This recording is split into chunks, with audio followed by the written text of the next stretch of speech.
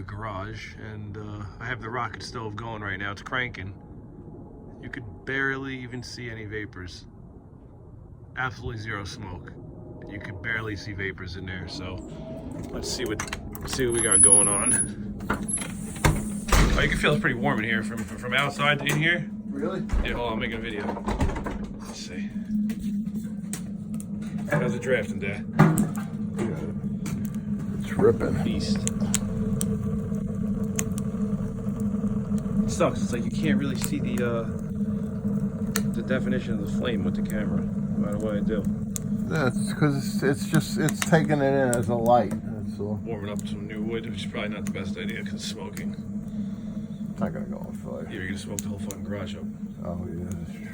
Let's check the thermometer and see how hot this bitch is. Take that piece off there, come on. You're gonna fucking kill us.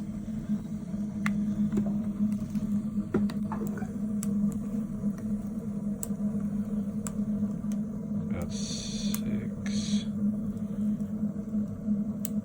I had it up to 700. 655, 650, 660, right around here. It's the flue pipe. I painted it so I get readings 207 there. Up here, it's about 175. Up to the next spot, up over there, it's probably gonna be about 140-ish. And then I have a double walled pipe homemade up there, which usually gets to it's probably about 110, I would say, over there in that range. And then when it gets up to the roof, there's one more spot, but you could hold your hand on there. And this shit is hot. That's the exhaust coming out the back. 289, 300, 306. As you get higher, it obviously gets hotter and hotter.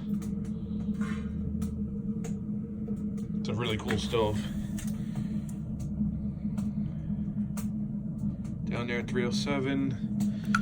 This is made from a Harbor Freight 26-gallon electric air compressor. Central pneumatic.